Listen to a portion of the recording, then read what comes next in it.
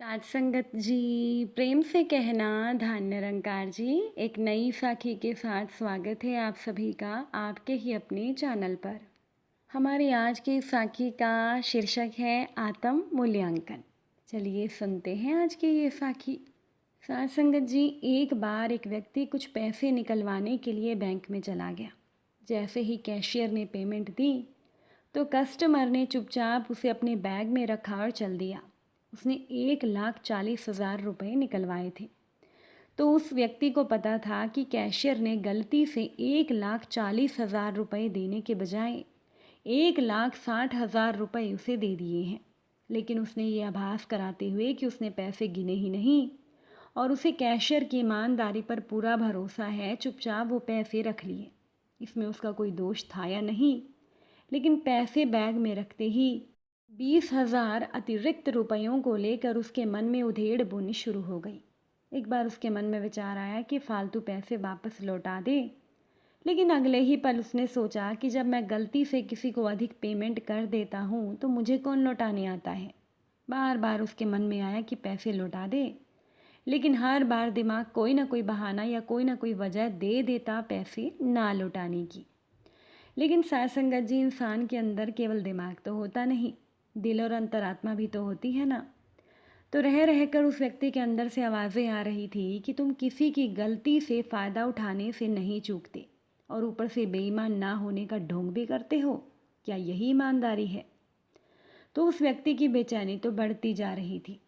अचानक ही उसने बैग में से 20,000 रुपये निकाले और जेब में डालकर वो बैंक की ओर चल दिया। तो उसके बाद उसकी बेचैनी और तनाव कम होने लगा था। वह हल्का और स्वस्थ अनुभव कर रहा था।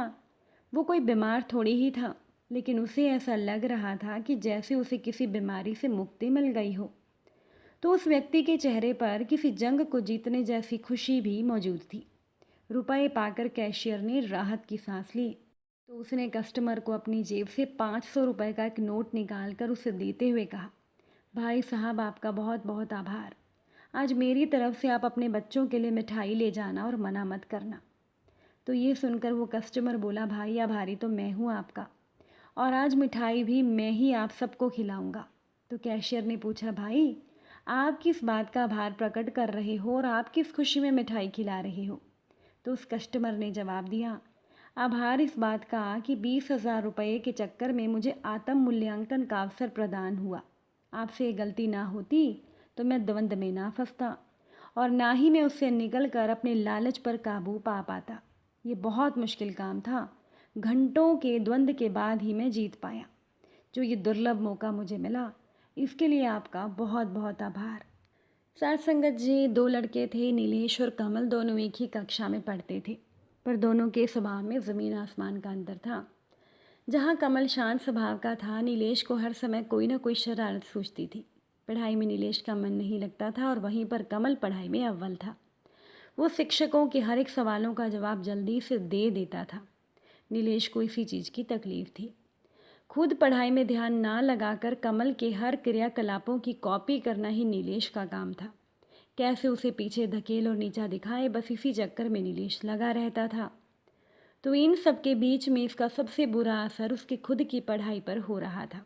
इसी तरह एक बार लंच टाइम में जब कमल थोड़ी देर के लिए कक्षा से बाहर गया तो नीलेश ने उसके स्कूल बैग से विज्ञान की कॉपी चुरा ली, ताकि जब शिक्षक उससे कुछ पूछें तो वो जवाब देने की हालत में ना हो। हुआ भी वही। शिक्षक की खूब डांट पड़ गई कमल को।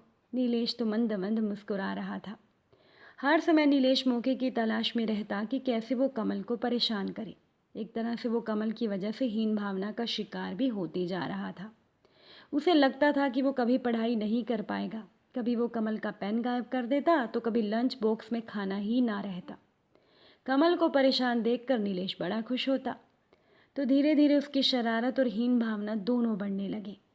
क्लास के दूसरे बदमाश लड़कों से भी नीलेश की दोस्ती हो गई थी, जो उसे हर समय उकसाते थे। नीलेश की एक दोस्त थी रितिका, जिसकी हर बात वो मानता था। तो नीलेश की हरकतों को देखकर रितिका को बड़ी तकलीफ हो रही थी। उसने उसे समझाने की कोशिश की, पर नीलेश हीन भावना का ऐसा शिकार हुआ था कि वो निकल ही नहीं पा रहा था। तो देखते ही देखते परीक्षाएं नज़दीक आ गई। नीलेश की पूरी कोशिश थी कि इस बार वो कमल को पहले रैंक पर, पहले नंबर पर नहीं आने देगा। अचानक उसे कुछ उड़ती हुई खबर मिली। उसके कुछ उदंड दोस्तों ने जो एग्ज़ाम थे, जो परीक्षा थी, उसके पेपर चुरा लिए और नीलेश को दे दिए। नीलेश की खुशी का कोई ठिकाना नहीं था। अब तो वो इस बार अव्वल आकर ही रहेगा, ऐसी उसकी सोच थी। परीक्षाएं ख़त्म हो गई और कुछ दिन के बाद रिज़ल्ट भी आ गया। अपनी कक्षा में नीलेश सबसे अव्वल था। उसने कमल की तरफ विजयी मुस्कान से देखा। आज उसने कमल को पीछे छोड़ दिया था। कमल को अपने कम अंकों से थोड़ी निराशा ज़रूर थी, पर वो हारा नहीं था। उसने नीलेश को उसकी सफलता पर बधाई दी और उसे गले लगा लिया। नीलेश असमंजस में पड़ गया कि वो क्या करे क्या ना करे, अपने स्वभाव पर रोए या कमल की अच्छाई पर खुश हो। जिस लड़के को उसने परेशानी के सिवा कुछ ना दिया था, आज वही लड़का उसकी सफलता पर उसे बधाई दे रहा था। तो पल भर में ही उसकी जीत की खुशी काफूर हो गई और आईने की तरह उसके कारनामे सामने दिखने लगे। बेईमानी से लाई गई रैंक अब उसे बड़ी शर्मिंदगी महसूस हो रही थी। सामने रखे अच्छे अंक भी उसे बार बार उसकी गलतियों का एहसास करा रहे थे। तो नीलेश की आंखों से शर्मिंदगी के आंसू बहने लगे और वो अपनी गलतियों को सुधारने का मौका ढूंढने लगा। उसने मन ही मन ठाना कि वो कमल से अपनी पिछली गलतियों के लिए माफ़ी मांगेगा और शिक्षक के सामने अपनी चोरी भी कबूल करेगा, चाहे उसे स्कूल से निकाला ही क्यों ना चला जाए। तभी शिक्षक ने आवाज़ दी, नीलेश यहाँ आओ। तुम्हारी क्लास में पहली रैंक आई है, मैं तुमसे बहुत खुश हूँ। बताओ तुमने ये सफलता कैसे हासिल की। तो नीलेश बड़े असमंजस में था। उसे समझ नहीं आ रहा था कि वो हंसे या रोए। सामने मार्कशीट पड़ी थी जिसमें हर विषयों में उसे सबसे ज़्यादा अंक मिले थे, पर उसे वो खुशी नहीं मिल रही थी जो अच्छे अंक होने पर मिलती है। तो नीलेश दबे कदमों से ब्लैक बोर्ड के सामने पहुंचा। कहने लगा, सर, फर्स्ट रैंक मेरी नहीं कमल की आई है। मैं आप सभी से माफ़ी मांगता हूँ, मैंने चीटिंग की है। कमल को नीचा दिखाने के लिए मैंने पेपर चुराए थे। सर, आप इसकी जो चाहे मुझे सज़ा दे सकते हैं। और इसके बाद नीलेश ने कमल को कहा, आई एम रियली सॉरी। मैं हमेशा तुम्हें परेशान करता रहा, पर आज तुमने ही मुझे गले लगाकर बधाई दी। कहते कहते नीलेश तो रो ही पड़ा। तो क्लास के सबसे शरारती बच्चे को इस तरह से रोता और टूटता हुआ देखकर सभी भावुक हो गए। ऋतिका और कमल फ़ौरन नीलेश के पास पहुंचे और उसका हाथ थाम लिया। तो स्कूल मैनेजमेंट ने भी नीलेश का पश्चाताप बेकार नहीं जाने दिया और पुनः परीक्षा लेकर उसे पास कर दिया, क्योंकि अब नीलेश समझ गया था कि बेईमानी से पाई गई सफलता कभी खुशी नहीं दे सकती।